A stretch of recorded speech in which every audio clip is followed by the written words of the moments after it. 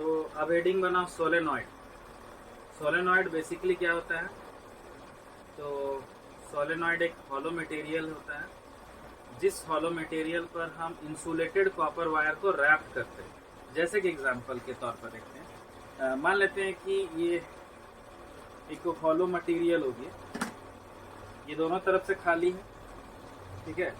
अगर इस hollow material पर हम एक इंसुलेटेड कॉपर वायर को, मतलब इस हॉलो मटेरियल के ऊपर ये कॉपर वायर को रैप कर देते, मतलब इस पर हम लपेटते जाते हैं, तो होगा क्या कि ये कॉइल के जैसा दिखाई देगा। तो सोलेनॉइड बेसिकली एक कॉइल है जिसमें एक इंसुलेटेड कॉपर वायर इसके ऊपर रैप किया जाता है ताकि मैग्नेटिक फील्ड वहां पर प्रोड्यूस हो सके। तो हेडिंग बनाओ सोलेनॉइड और लिखो कि solenoid is a hollow material in which insulated copper wire is wrapped over it। तो हम लोग जो 12th क्लास में पढ़ेंगे वो देखेंगे कि सोलेनॉइड के कारण से मैग्नेटिक फील्ड कितना प्रोड्यूस होता है। तो एक सर्किट डायग्राम हम लोग बनाते हैं। पहले एक जनरल स्ट्रक्चर बनाएंगे होलो मटेरियल का, कि ये होलो मटेरियल हो गया जिस पर ये कॉपर वायर जो है वो रैप किया हुआ, मतलब इस होलो मटेरियल के ऊपर ये कॉपर का जो वायर है उसको हम लोग लपेटते गए। अब हम लोग अगर एक सेल से कनेक्ट करेंगे तो क्या होगा, इस कॉपर वायर से करंट जाएगा और ये इस तरह से सर्कुलेट करेगा इंटायर दी होलो मटेरियल पर। ये जहां तक ये तार को हम लोग लपेटे उसका लंबाई को हम एल से रिप्रेजेंट, और स्मॉल एन जो है वो बतला रहा है कि इस पर कितना टर्न्स लगा हुआ, ठीक है। तो हम लोग को तो निकालना था कि एक सोलेनॉइड पर मैग्नेटिक फील्ड कितना होता है, तो इसी डायग्राम को हम लोग यहाँ पर रिप्रेजेंट कर रहे हैं। तो ये वायर से करंट जो है वो पास कर रहा है और पास करके ये करंट बाहर आ जा रहा है। जहाँ तक ये कॉपर वायर को हम लोग रैप किए हैं उसकी लेंथ को हम लोग स्मॉल एल से रिप्रेजेंट किए थे, और जो नंबर ऑफ टर्न्स है उसको हम लोग एन से रिप्रेजेंट करते हैं, ठीक है। यहाँ पर दो चीज दिखाई दे रहा है हम लोग को, एक डॉट और एक क्रॉस।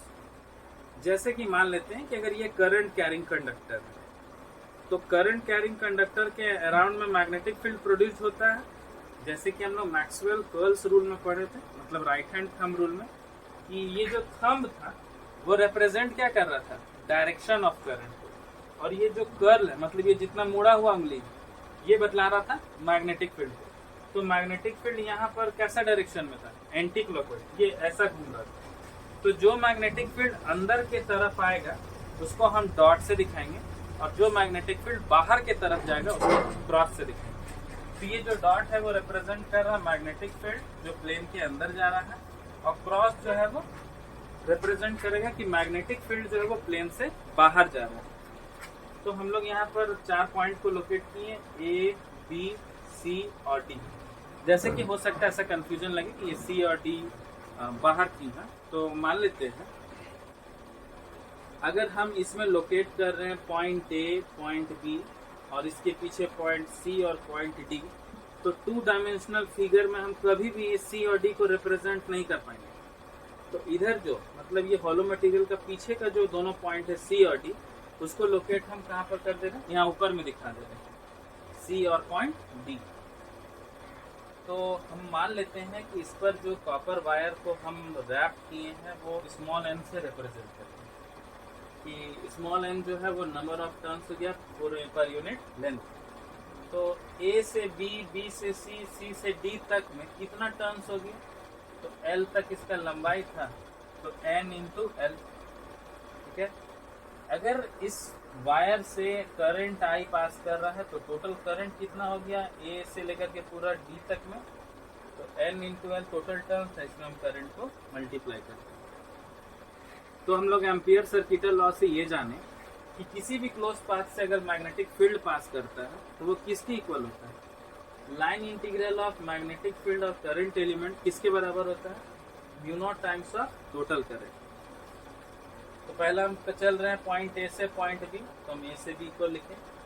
ए वेक्टर डॉट बी वेक्टर का फॉर्मूला हम लोग जान रहे थे, ए बी का मैग्नीट्यूड कॉस थीटा, तो b vector dot D l vector को लिख सकते हैं b d l cos theta.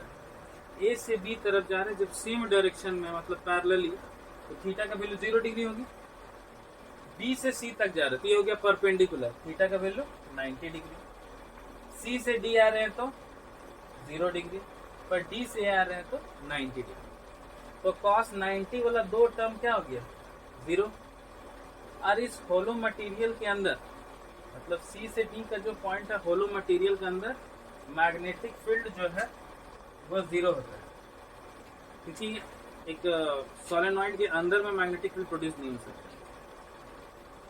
तो ये cos 90 0 हो गया, ये भी cos 90 0 हो गया, और ये वाला टर्म 0 हो गया मैग्नेटिक फील्ड के कारण। बचा सिर्फ ये cos 0 का वैल्यू कितना होता है, 1।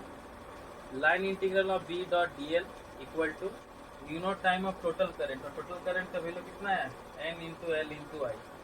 इस वैल्यू को हम यहाँ पर पुट करें। मैग्नेटिक फील्ड को बाहर रखे, line integral of D L line integral कितना होगा, सिर्फ एल।